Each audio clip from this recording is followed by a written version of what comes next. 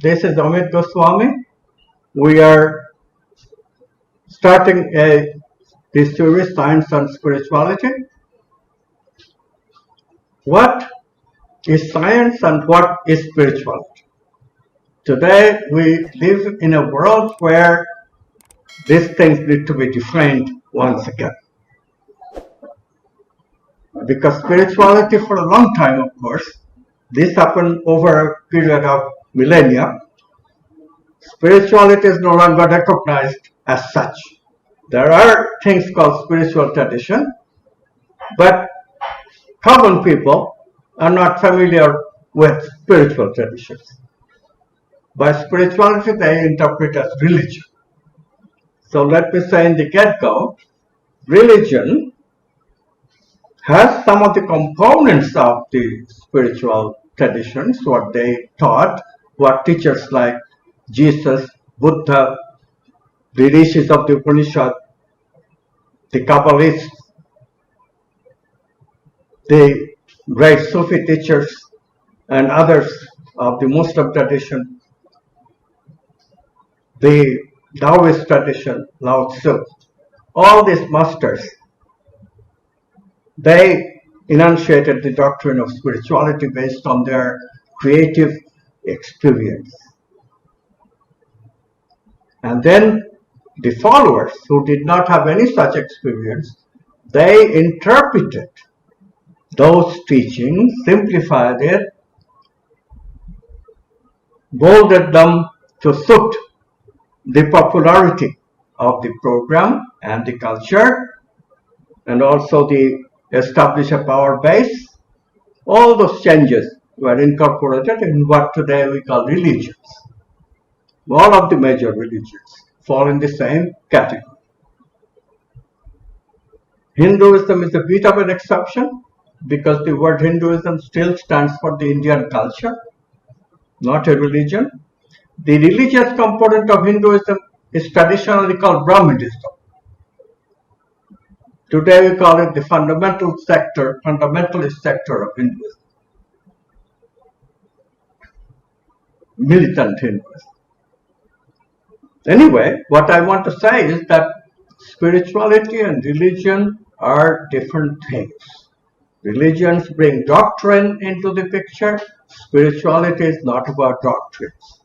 Spirituality are experiences of oneness, experiences of creative realization, where the experiencer saw, experienced the direct verification that everything is based on one consciousness. They formulated that idea as spiritual unity. Later, that unity in all traditions was given a short name, in English, God. Every religion has different word for this word God. So that is now permanent fiction. But later, God became caricatured in the popular religion. For example, the popular Christianity that you probably are most familiar with in the West. In this religion, there is this quite funny from modern point of view picture of God being a white bearded guy sitting in a throne in a place called heaven. Caricature? Yes. Do people believe it? Yes. Go figure. This is the culture we live in. 21st century human culture. So in this culture, very important to recognize that this picture of God is not spirituality. In spirituality, God and spirit is very clearly recognized as a oneness, which people can experience. This is the idea. They never said, it's my property. Jesus, for example, was very clear. You are all children of God.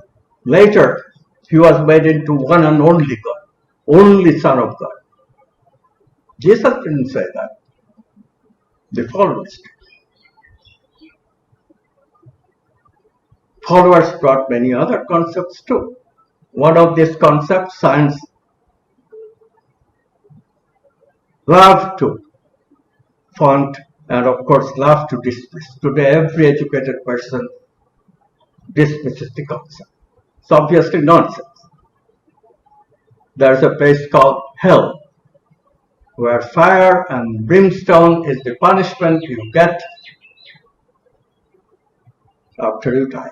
So how is that? After you die, you are finished, right? No. This is the second doctrine of religions. Beside our material body, all religions propose that we have subtle body or bodies. When we die, these subtle bodies survive. Eastern religions, in addition, believe that the surviving entity is reincarnated. Western religions, the idea of reincarnation is implicit, not explicit. But every religion, as I said, believes in the existence of subtle body, something other than material body. And then there is a third thing. This is going to be a central point throughout our discussion in this series.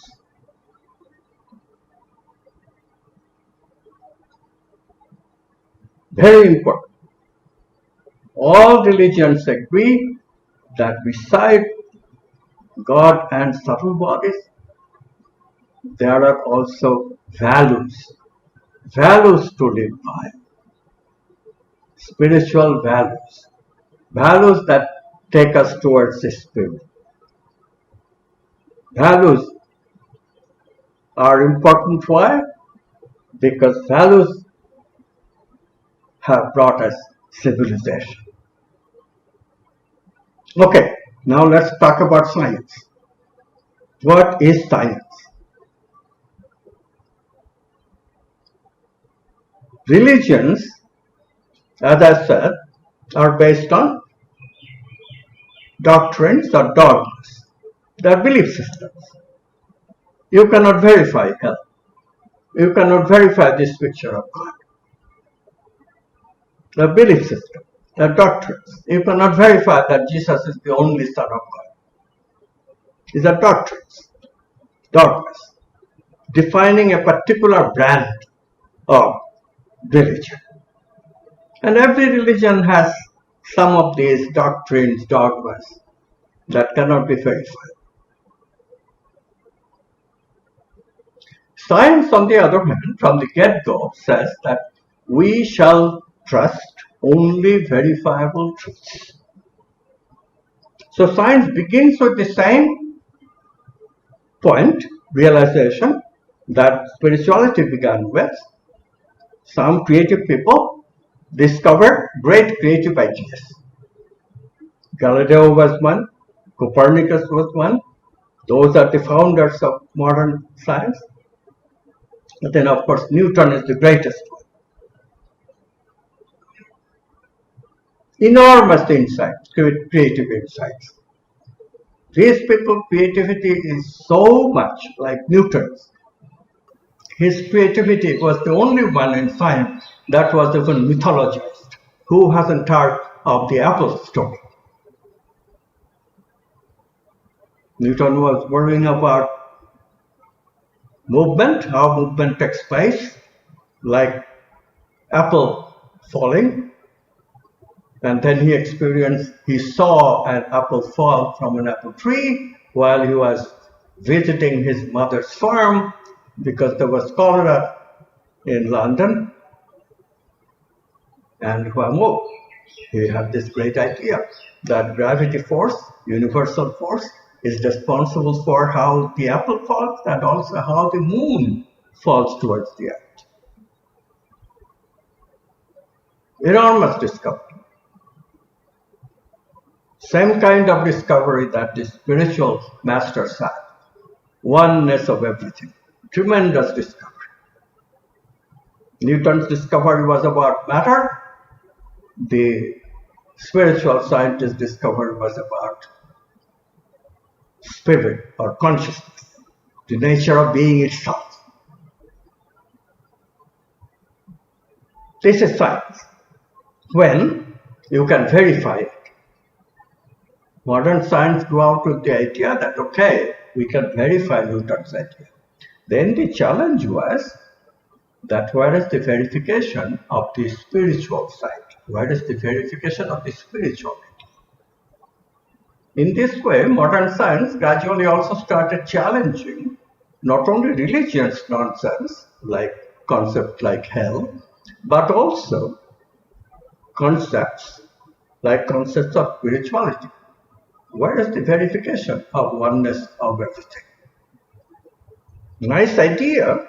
We may even accept that it came from creative realization, but without verification, it's not scientific. Okay? First part. Second point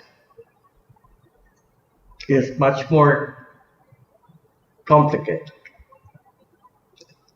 Philosophically, when this modern science came about, there was a philosophical quandary. Because before then, the idea is God reigns over everything, matter and mind. Everybody experiences the mind. Whether you call it subtle body, that's a designation that religions give, but you cannot deny the experience of mind. Everybody has thoughts, everybody has emotions. So, when matter is under science, and Newton showed that yes, everything works and we don't need God for the movement of matter. Everything can be predicted from physical laws. That had to be acknowledged, experimental data. So there was a truce. The truth was, okay, science has nothing to say about mind. So let's acknowledge that God's territory is divided into two. One is science's territory. Territory is conceded. Religion got to concede that to science. But on the other hand, science conceded, okay, we don't have any theory of the mind, so you take mind. That's God's territory. In this way, truth was created. This truth is called a dualist philosophy. In philosophy today, it's called Cartesian dualism because René Descartes, a scientist, enunciated this dualism for modern times. Matter for science, mind for God, religion. It is part of the philosophy of modernism. Okay, that's just philosophical names, not important. But what is important to recognize that as scientific laws developed, as science became clearer and clearer, it became very, very clear that we have a real problem. Dualism is not compatible with science. How does mind and matter communicate? Science says that any communication requires signals, and signals carry energy. But energy of the material world itself is always a constant, never changes. And then how can the interaction of mind and matter ever take place, or God and the world ever take place? In this way, neither dualism, God and the world, or mind-matter dualism can be sustained. They cannot be scientific.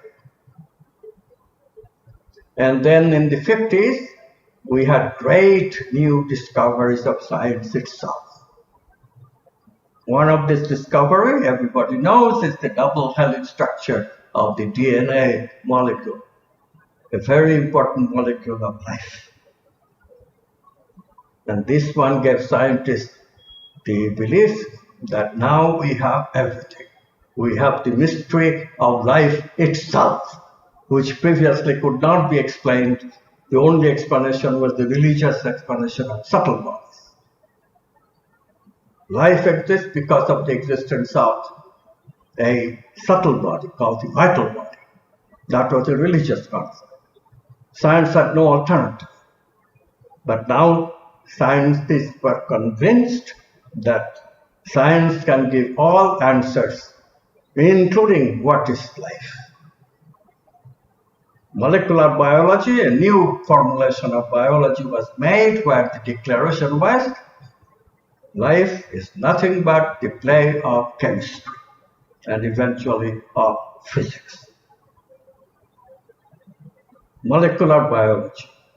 When you are talking about the living, we are talking about nothing but molecules. And then, of course, one step from it, in a matter of few years, we can get the idea, a new doctrine called scientific materialism. Matter is everything. Matter and material interactions determine everything. Now, mind you, this is the first time that science is adopting a doctrine. This doctrine cannot be verified. Is mind made of matter? You can only make arguments for it, but you cannot verify it. Today, yes, we have very good arguments that neuroscientists give.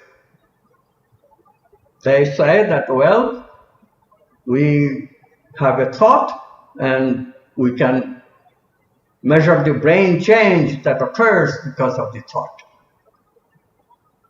In that way, some of them claim that brain is producing the thought.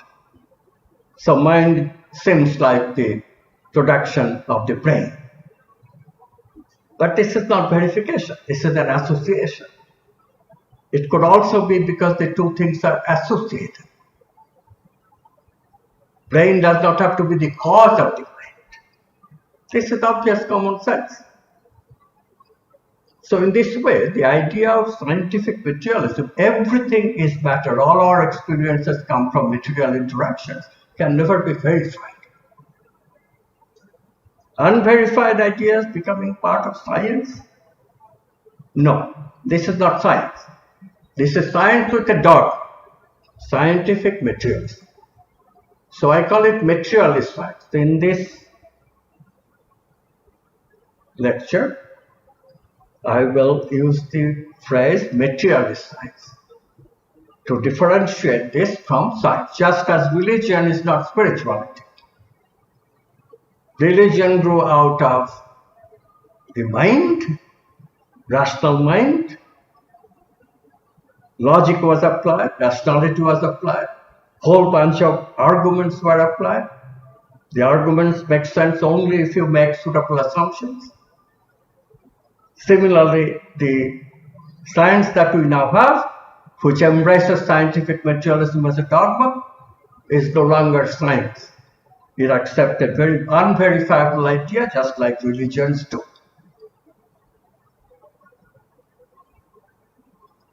What happens if we believe that matter is everything? Very dangerous things happen. Well, first of all, subtle bodies are challenged. Of course, the notion of God is challenged. But most importantly, the idea of values, spiritual values, love, beauty, truth, justice, goodness, wholeness, even our own self.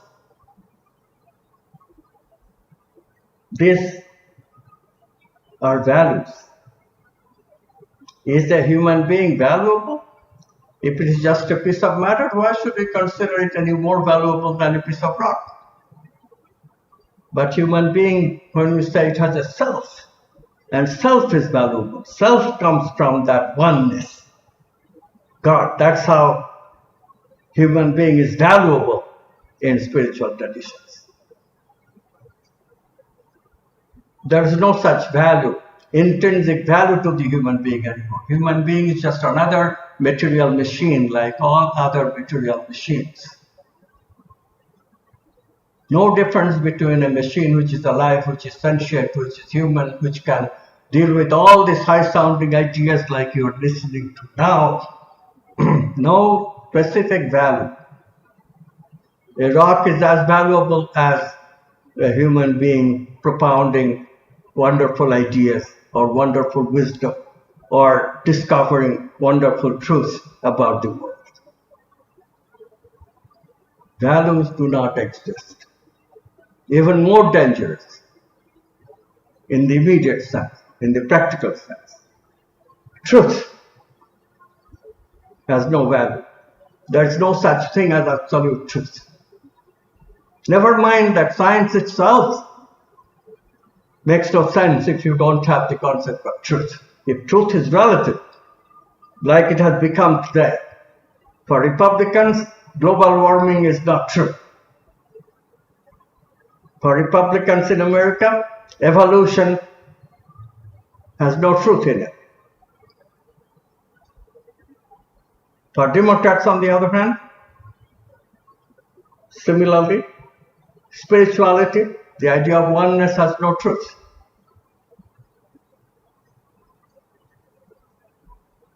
Values have no truth. Truth itself has no truth. What happens in a situation like this? We develop value ambiguity in a major way, and civilization takes a downturn. So this is why I started defining science and spirituality. Both are denigrated with dogmas.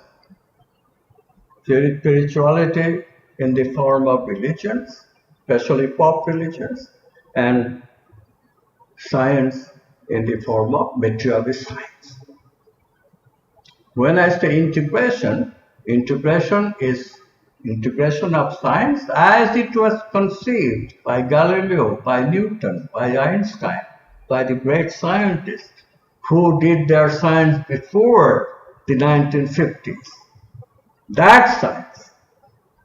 Do people still do science in that tradition? Will not accept a theory unless it is verified? Yes, there is. You are listening to one. And I am not alone. There are a lot of scientists like me. But they are not part of the establishment, scientific establishment. Scientific establishment does not like to acknowledge people like me as scientists.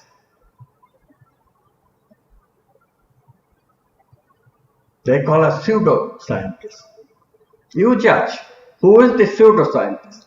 The believer of dogma or the believer of truth? Okay, but this is still just name calling. One versus the other. What a choice we have. Two worldviews, both based on dogmas, and what a choice. One says, choose me, and what are we choosing? We're choosing value annihilation, value nihilism. Choosing materialist science means give up on values. Choosing religious means give up on the other parts of truth. Give up on all these things that science previous to scientific materialism was about. All these discoveries that has given us better life, no question about it. Capacity of dealing with the environment. All that goes away if you throw away science. What a choice. No choice at all. So it is urgent that we see through this division as artificial. Science must come up with discoveries that leads to re-establishment of spirituality, re-establishment of values. What is spirituality really saying? Spirituality is saying that there is oneness, and this oneness has causal power. It represents a higher power. This higher power is the power to create. This higher power is what is not in the interactions of matter. This power to create. This is why creativity is to be emphasized. Creativity is what leads to the discovery of real science, leads to the discovery of real spirituality. Materialist science, these dogmas, religious dogmas, they are all creation of the human mind. The garbage that human mind and rational mind can create and confuse us. Okay, here's the good news. The good news is that yes, there is a new science. This new science is called quantum science, based on ideas of quantum physics. Matter ultimately is found not to be follower of Newtonian laws. They hold approximately at the macro level of our experience, but at the submicroscopic level, when we talk about elementary particles of matter, as well as elementary particles of energy. Matter and energy, by the way, are not distinct quantities anymore in physics. Relativity united them. And both matter and energy are made of elementary particles, these building blocks. And the characterization of these building blocks is novel and unexpected. Matter and energy both are ultimately waves. And what kind of waves? Waves of possibility. Waves of possibility. They become actual events of our experience, particles, only when we measure these waves or observe these waves. We observe and the waves become actualized. We observe and possibility becomes actuality. Without us, the world remains potentiality. Materialist scientists are completely missing the message of quantum physics. Materialist science itself has recognized that the blanket use of the material hypothesis gives us paradoxes in trying to understand quantum physics. This is why you hear statements like, nobody understands quantum physics. Statements like, we must nevertheless do science within the straitjacket of scientific materialism because there is no alternative except religion, which is full of darkness. So yes, we abide by this dogma, but we need it.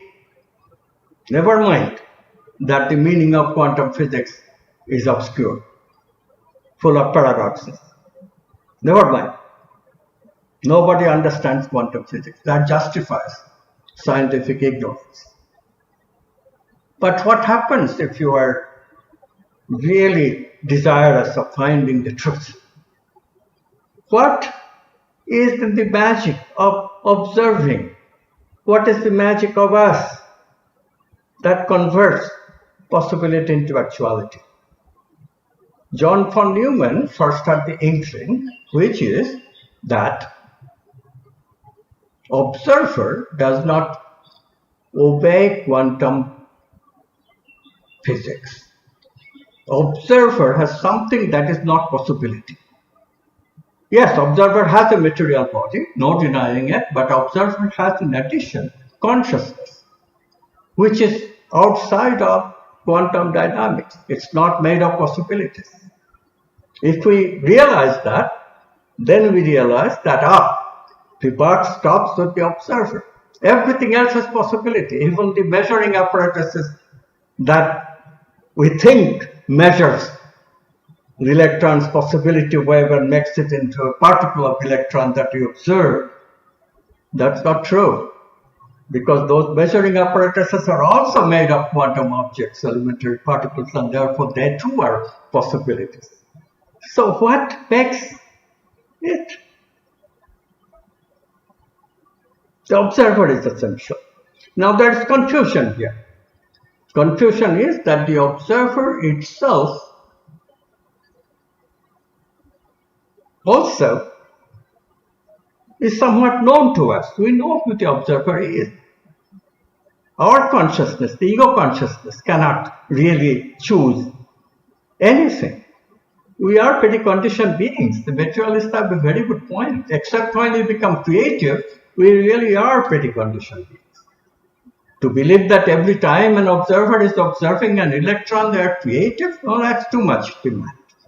No. We have to do better. So people have paradoxes after paradoxes. I'll sum up the paradoxes so that we can get somewhere within this hour. So I'll give you the answer, which I reached upon years and years of research. Years and years of not only scientific research, but also meditative research. What is consciousness that von Neumann is struggling with? That still gives us paradox. Because if consciousness chooses possibility, and then possibility gets actuality, you have to explain how we could choose. The ego experience that we have is not one of choosing such things. Also, who gets to choose if there are two observers? We cannot answer that very easily. So all this was solved in my mind one fine night in May 1985 when I had a realization, a scientific realization. If consciousness is the ground of all being, and if matter exists as possibilities of that consciousness, then consciousness can choose without dualism. And conscious choice enters physics. Higher power is very real. And now there is no paradox anymore, because this consciousness is not ego. Do we have a consciousness that reflects this kind of power which goes beyond all individual egos? Is cosmic consciousness? Is the oneness? Those questions, of course, have to be answered. How does the realization take place in the brain? The actualization of consciousness itself, because I become the observer as a result.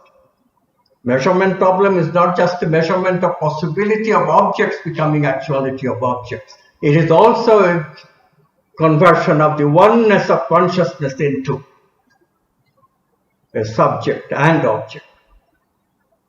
Oneness becomes identified with the brain and becomes a separate self, but it still must have that characterization of oneness. Could it be that the spiritual scientists of the old, Jesus, Buddha, the rishis of the Upanishad, Lao Tzu, Muhammad, all these people, they discovered the same oneness that I discovered that wonderful night? Could it be? Could it be that quantum physics integrates science and spirituality? Could it be? All these questions have to be answered. And they have been answered, all of them. The answer is affirmative to all of them. Yes, yes, yes, yes, yes.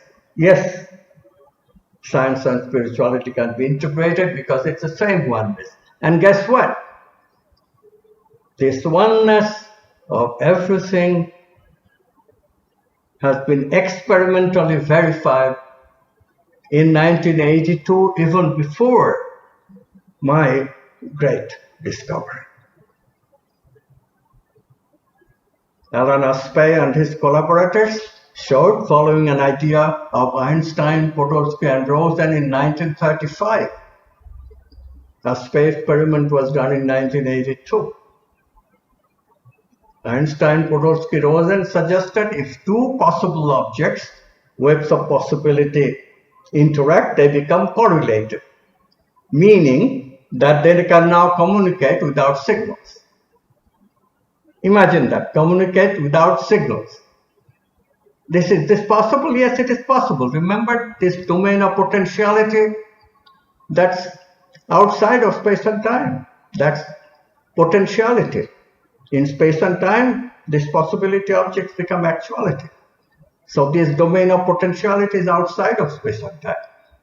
And the domain is what? Domain is potentially capable of giving signal-less communication, which we call non-local communication between objects.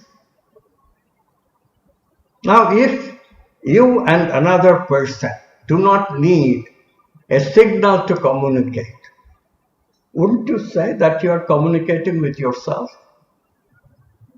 We don't need a signal only to communicate with ourselves. With everyone else, we usually need signal. But if correlation can produce signal-less communication, we must recognize that this domain of potentiality is also a domain of potential oneness, just as my insight was. Consciousness is the ground of being. It's a oneness, one and only, just as the spiritual masters of the old have said. Kingdom of God is everywhere. Mind, matter, everything is God's territory, this territory of oneness. And now science is saying, yes, everything is possibility of consciousness. Matter and mind both come from possibilities of consciousness. There is no territorial division necessary between science and spirituality. We do not need the dogma of materialism to do science. We can do science very well, thank you, with this new spiritual metaphysics of science, which is a verified metaphysics. Abner Shimoni, the great physicist, called this scientific metaphysics, experimental metaphysics. A new phrase that has come into vogue. No longer do we need to do intellectual metaphysics, just the mind gymnastics of people called philosophers. We don't need that. We don't need that. We don't need interpreters. Everything can be done in a scientific way and everything can be verified. Unless it is verified, we take every theory as only tentative. So, verification.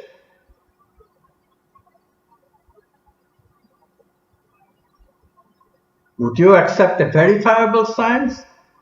A science that starts with verification? Or rather hold on to a dogma? Everything is matter that you can never prove.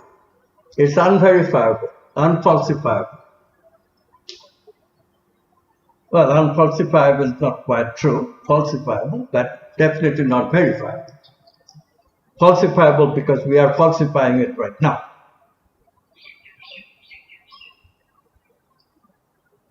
The biggest point is this.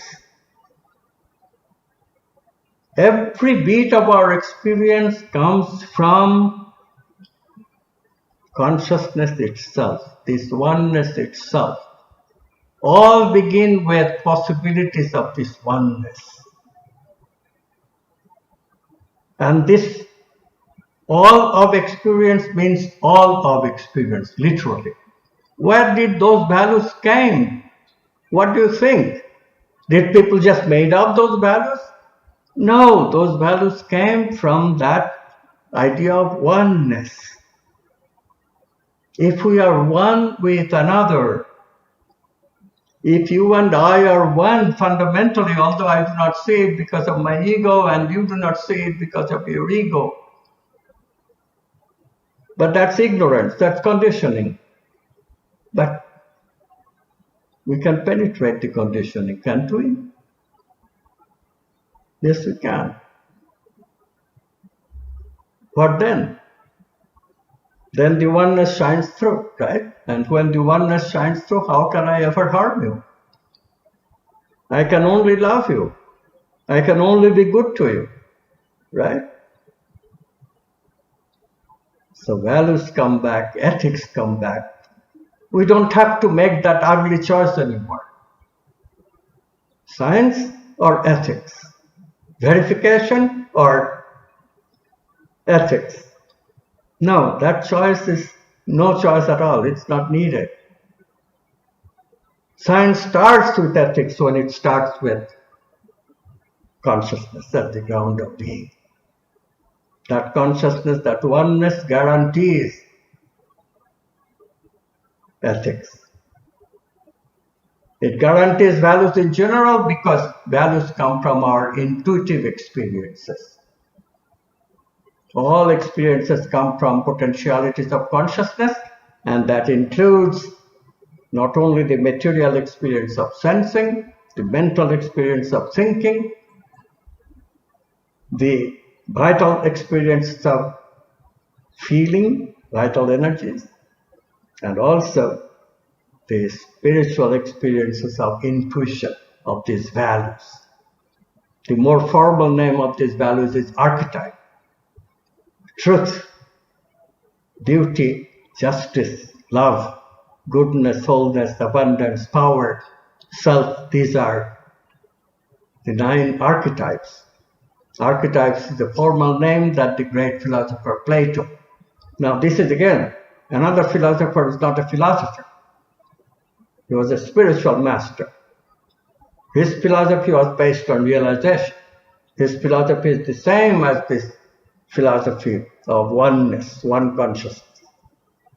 And that same master gave us the concept of archetypes. Archetypes on which is based on our mental representation that we express as values. Creativity we define, modern researchers define as discovery of a new meaning of value. You cannot leave values out of defining creativity. Creativity is about discovery of these archetypes, the exploration of these archetypes. And archetypes means, again, the glory of the human being. The scientists liberated us from religion. You know the real story, don't you? Religion, because its concept of values was never properly understood, they just blindly prescribed many restrictions which are too hard for the human condition. Today we scoff at that as Victorian morality, because in the Victorian times, British Empire was everywhere, and therefore what the British did was very much the rule of everything, everywhere. So this morality that was a stranglehold on the British people was also a stranglehold all over the world. Victorian morality. And of course, scientists really hated that. All intelligent people hated that. Huge constraint on the human condition because we have sexuality, no denying it. And sexuality is not something to be ashamed of.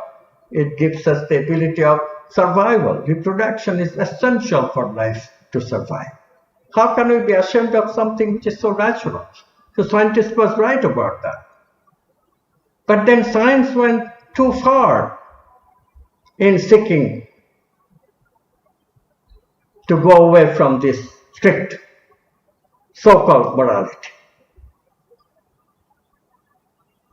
When birth control technology became available, science saw a great opportunity of establishing sex as legitimate once again, sex as permissible once again, no Victorian morality, men and women.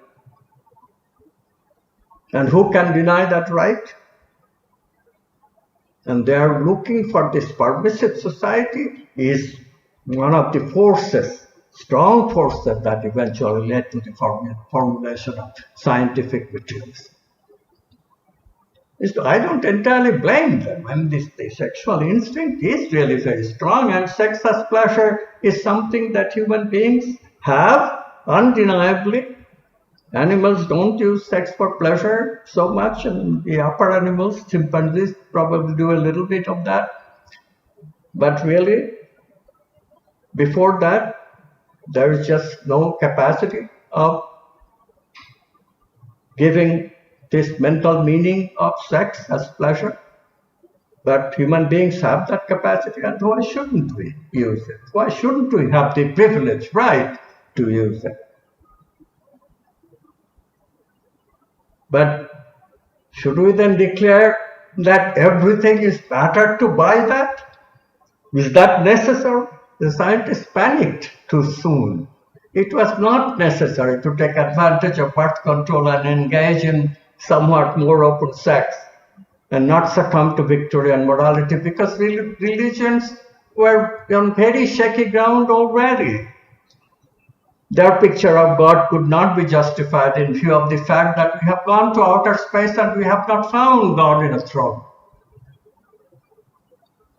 We have not found any help. So we don't have to accept those archaic concepts of religion, archaic dogmas of religion. But to accept another equally heinous dogma, to give up values entirely because we want to pursue unlimited sex, permissive sex all the way, everything goes.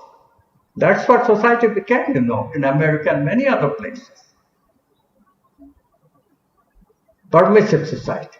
I remember a Japanese tourist met me and told his story about how he and his friends were looking for the permissive society. They thought there would be a big building called Permissive Society, where everything goes. Fortunately, there was at least no such building. But imagine that. Permissive society. The antidote of Victorian morality, yes. But at what price? A dogma, making science into a dogma, scientific materialism, making the polarization of today. After 60 years of scientific materialism, look at the world we have created everywhere, beginning in US of A, America. This propagates everywhere. I call it a form of imperialism. A few people in American universities sit on their ivory tower and decided to declare, okay, let's make it formal. The permissive society is formal. Let's make it scientific. Everything is matter. Let's throw away religion, God, hell, and also the idea of values. Knowing that values have given us this very precious human civilization. Values have given us the ability of combating our negative tendencies. Yes, we have brain circuits of negative emotions. We tend to become violent to others. Yes, we have those tendencies of me-centeredness built into the ego. Yes, when we pursue pleasure, there is a tendency of objectifying the other and subject the other to my whims because I want pleasure. from that person's body. Yes, we have all these tendencies built into the brain. But as spirituality originally taught and as religions caricatured, there are values. And if we follow those values, we can change. We always have. And that's how we build civilization. Where dog is not the truth. Where people don't kill people. Today, anybody can travel almost anywhere in the world and not get killed just because he or she looks black, just because he or she has the wrong kind of creed, wrong kind of religion, or wrong kind of sex. We don't have to fear that. And the reason is we are civilized. And that civilization itself is in danger. People think that the real dangerous things that are taking place is global warming. Yes, very dangerous indeed. Terrorism, yes, very dangerous indeed. Economic breakdown, yes. Coronavirus and economic breakdown today bothers everyone all over the world. All those is truth. But you know what caused all this? I'm not saying scientific materialism brought us viruses. No. But scientific materialism has created all these other problems, including the economic problem that comes with fighting the viruses. We don't have to create this economic problem. It already existed, even without the virus, without corona. Corona just sealed the deal to expose the weakness that our economy everywhere runs on debt. We have been doing this. We have been cheating on our economic prosperity for ages now. It's time to expose that. It's time to give that up. It's time to become sane again. Sane by adopting values, spiritual values. Sane by integrating science and spirituality, following the lead that quantum physics has given us. Quantum physics has literally removed all the problems that everybody knows, every scientist knows, every scientist knows, every intelligent person should know that exists with the materialist science. Materialist science cannot explain so many things. It's not just values, but so many things which are experimental data. Neuroscientists, just to give you one example, and a very important example because this is another example of how the new science is verifying the old concepts. One of the assertions we need in order to uphold quantum science, the new realization that consciousness, not matter, is the ground of being, is of course not only the existence of oneness, which a space experiment has verified already, but also when this oneness becomes a self in the brain, that self must reflect that oneness, because it's directly oneness fit into that self and the world. Do we have such a self? Do we have a self that reflects oneness? That self is called spirit in spiritual traditions. That's why the word spirit of spirituality came from. That's the word, spirit. Inner self. Psychologists call it transpersonal self, beyond ego. But do we really have two selves? Now I tell you about the power of real science.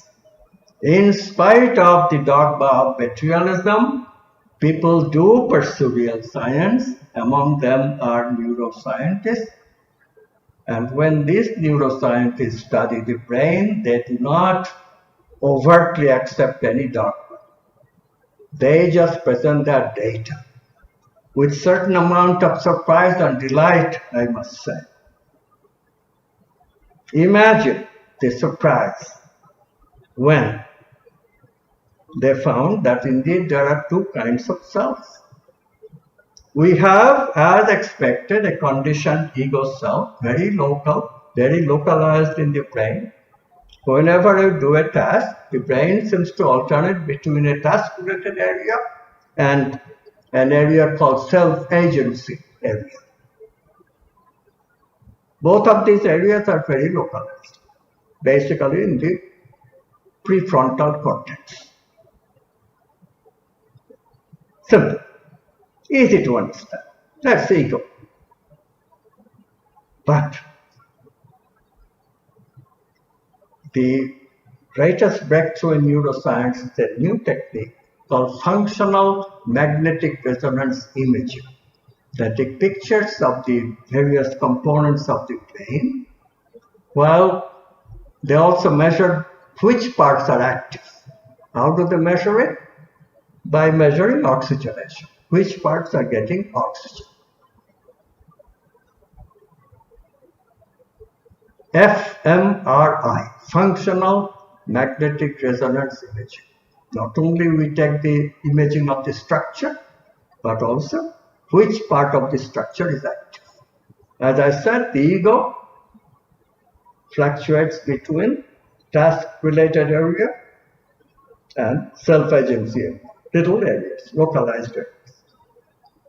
But the brain also goes into another mode when creative experiences come to us. And all the different parts of the brain, here, quite distant from each other. Speed of electricity among the neurons is not very high. So neuronal signals possibly could not maintain any synchrony between the brain apparatuses of different parts of the brain. But in that modality, the brain seems to oscillate in synchrony between these different parts, here, everywhere. Like that concept of non-locality. They are communicating without signals, all these different parts. How could they do that? Unless the self itself is a one self, oneness, reflecting oneness, that oneness of consciousness that Aspire experiment revealed. So today's neuroscience has established that yes, we have a transpersonal self as well as a personal self. Of course, in quantum physics, we call the transpersonal self quantum self. So spiritual traditions' idea of spirit, spiritual traditions' idea of oneness, both of these ideas are verified ideas of quantum physics. So we now have both theory and experiment for these ideas. This is integration of science and spirituality. Now do you see? Now do you see how important this has been? How important a milestone quantum physics is in the history of science, in the history of humanity itself? Over the years, this is 40 years of research, my friend. I have shown that quantum science can be applied every human discipline, every human problem, and can be used to found a new form of spirituality without having to recourse any dogmas. No dogmas are necessary anymore. Can we have spirituality without dogma? Yes, scientific spirituality. I call it quantum spirituality. Ordinary spirituality, there is a problem. Because remember, I said that ego in ordinary spirituality has to be regarded as ignorance. Why are we unethical? In regular spirituality, we say that, well, they are because of ignorance. Negative emotions, me-centeredness, pleasure-centeredness, all these are ignorance. and penetrate the ignorance. Be wise, but be wise how? Give up the ego. This is the recipe. Give up the world. This is the recipe.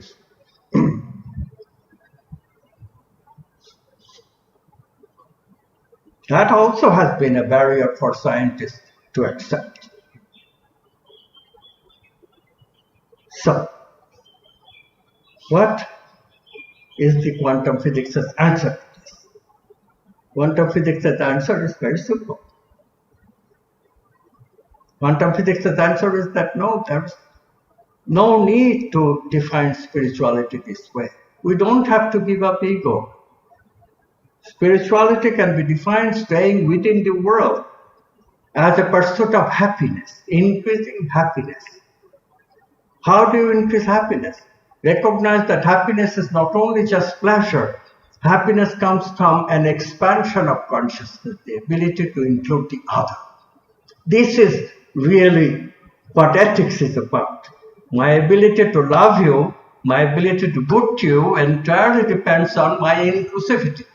How big am I experiencing consciousness as? Is my consciousness constricted like an intellectual materialist? Or can I be expanded to include you? That is the question, isn't it? And that question is answered in quantum physics as a pursuit of quantum spirituality. We need to be happy. Yes, at the end of the spectrum, it does lead to an ultimate state where we give up the ego. But that's only at the end of the journey. Before then, we have as much time as we want to spend in the pursuit of wholeness. This is the new spirituality. We explore the archetypes and become more and more whole. Body, mind, spirit, a whole. Whole means happy, whole means healthy. Wholeness is everything so long as we live in the world. So other things have to be explained too. Subtle bodies, reincarnation, how to build society, biology, life, those are major questions. That's for another time. If you are curious, you can read my books. Thank you very much.